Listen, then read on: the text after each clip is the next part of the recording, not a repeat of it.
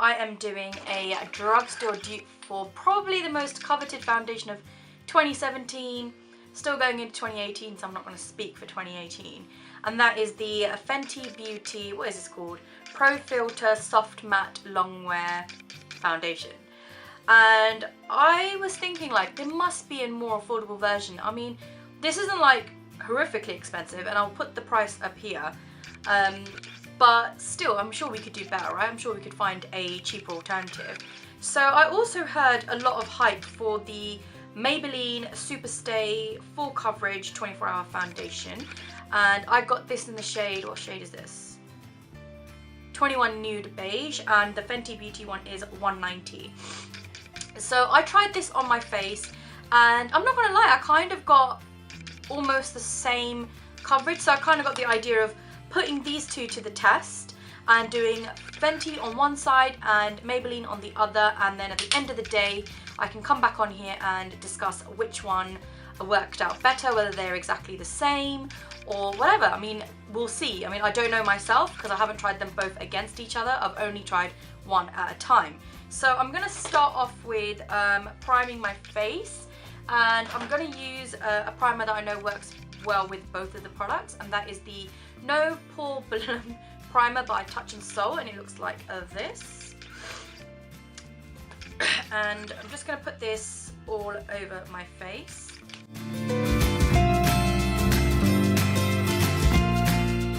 I'm going to put the Fenty on my left hand side, so probably your right on camera. I'm just going to give it a good shake, and I'm going to apply all of it with the Beauty Blender. And the reason I'm doing that is because that's how I apply all foundation, so I don't want to change it up too much, because this is a test to see how it wears, the coverage and all of that on like a normal day, which is why I use my normal primer as well. So I'm just going to put one pump for now, and I'm just going to blend it out.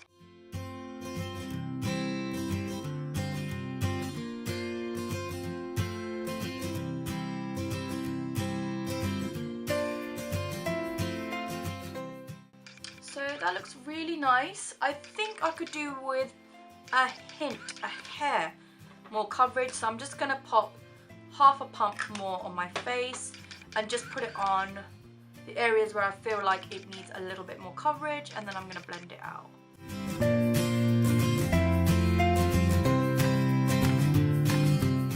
Okay, so now I have a nice fresh sponge. I'm going to pop the Maybelline on this side of my face.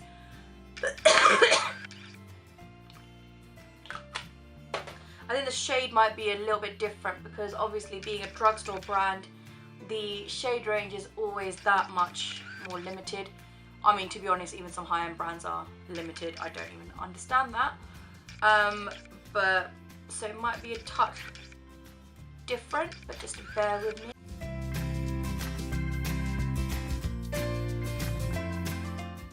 It's covered up almost entirely, and as you can see, it doesn't oxidize in the same way, or rather dry down in the same way as the Fenty one. So it's slightly lighter for me on that side. So this is Maybelline and this is Fenty. Now I'm just gonna put one more layer of the Maybelline, like half a pump again, on the trouble areas. The consistency of the Maybelline is slightly thicker than the Fenty. So if you don't like thick-ish foundations, then this Maybelline one might not be for you, but that's usually what happens when you try to get more coverage out of your foundations. Anyway, so now that that is done, I am going to quickly put on some concealer and powder, blusher, all of that kind of good stuff, and then we'll be right back. Now that I've finished all my makeup, you can see how all the products sit on my face. Everything sits on both sides really, really nicely. What I will say is, so far, the Fenty Beauty side, which is this side, has already settled into some of my fine lines here. I'm going to just zoom you in so you can have a good look. So on this side, you can see that it's settled into my fine lines right here. It's not too bad. I can just like pat it away. I mean, you got to bear in mind I did powder everything, and it hasn't quite done that on this side, but again, the foundation, the Maybelline foundation was a little bit thicker, so if it is going to do that, it will take a little bit longer. So this is the final look for now. Yeah, so it's roughly 4 o'clock. As you can see, I will come back to you guys in maybe about 4 to 5 hours, because I think usually that's how long I would wear a foundation for. I'm definitely not going to wear it for 24 hours. Like, it's just not going to happen. I'd usually wear it between 5 to 7 hours, but I'm not going to film that late today, so it's going to have to be 5. But I will get back to you in about 4 to 5 hours and let you know how both sides went. 2,000 years later. So I'm back now. It has been about 6 hours, maybe a little bit longer. So it's about 10 past 10. I think I can give you guys a pretty good idea of how I feel about both foundations side by side. As you can see, my makeup is pretty disgusting right now. It is ready to be retired.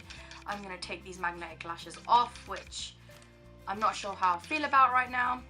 I might have to get back to you guys on that. So on both sides, my highlighter, contour, blush, all of that has remained in place really nicely. As you can see, both sides look really good. Kind of looks as fresh as it can be for the amount of time it's been on. And they are both pretty much intact. Now what I will do is I'll do some close-ups so you guys can see how it has kind of worn throughout the day. So it's, like I said, it's been about 6.5 hours, which is typically the amount of time I'd wear foundation for, as I mentioned before.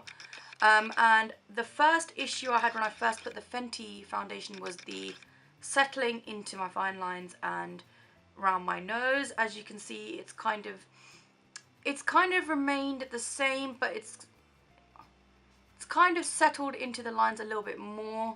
As you can see, like around here, it's really sunken in, and it's kind of like pronounced lines I didn't even know I had. It's sunken into my pores a little bit here as well, but the coverage and everything remains quite the same. It hasn't really changed that much. It's worn pretty well. I think if I left it, it could probably go for another about 4 hours or so, unlike my lipstick. But I think for the Maybelline side, it's not settled as much, but it's definitely oilier. So you can see this whole side is definitely like shinier. It's a little bit more like greasy compared to the other side. Like it has, the Fenty side has definitely remained a lot more matte, which is what it's promised to do, whereas the Maybelline Superstay is definitely sunken in, and it's got shiny around the side of my nose.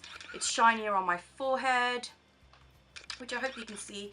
It's shinier on my forehead and it's shinier on my cheek. And it has also settled, not quite as bad as the Fenty, but it's settled around here. Again, it's got very good coverage. I'm going to zoom you guys out. So, my final thoughts. Honestly, I think if you have one or the other, you'll be fine. It just depends on what you're looking for. If you've got oily skin, I would highly recommend the Fenty one over this, only because it's 6 hours now and I can clearly see that my face is getting oily, and I'm not a particularly oily person, but I can see this side is getting more oily. And you have to bear in mind, I use the same primer, same setting spray, same everything. So it's not what's underneath that's causing the issue, it's more to do with the foundation. But if you've got normal to dry skin and you like that kind of dewy look, maybe this one would be the best. But what I will say is, considering the price and considering how full coverage and how nicely this wears, I would argue it wears a lot nicer than the Fenty, because the Fenty, like I said, settles into my lines and stuff. But this one is absolutely fantastic for the price, and I think it is quite a good dupe for this. I mean, a little bit of blotting and a bit of powdering will make all the shine go away, and it will look almost exactly the same as this side. So if you don't already own the Fenty, I would highly recommend the Maybelline, because it's just such a nice foundation. I mean, I think for the price, it's £10. It's probably around the same in the US, about $10. It has amazing coverage. and it just wears really, really nicely. Yes, it gets a little bit more oily, but if you're not an oily person or you've got normal dry skin, this foundation is perfect.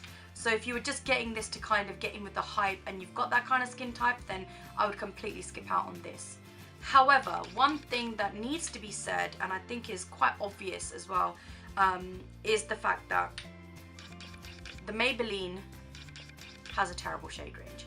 Unfortunately, it's not like its sister foundation, the Fit Me, whereas the Maybelline, I believe, only has 8 to 10 shades, maybe 12. I mean, I'll leave the number of shades that I found in this corner.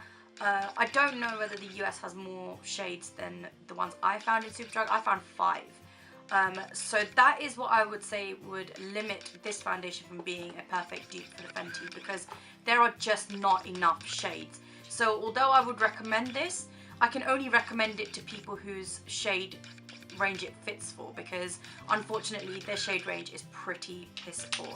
But if Maybelline does extend their shade range, definitely go pick it up. At least go and see if they have your shade. Maybe you need to mix, I don't know. But even then, you're still paying less for 2 bottles than you are for 1 bottle of Fenty. So that's just my 2 cents. Let me know your thoughts in the comments below. Let me know if you've tried both foundations and which one you'd prefer. Don't forget to like and subscribe if you liked this video, and I'll talk to you guys later. Bye.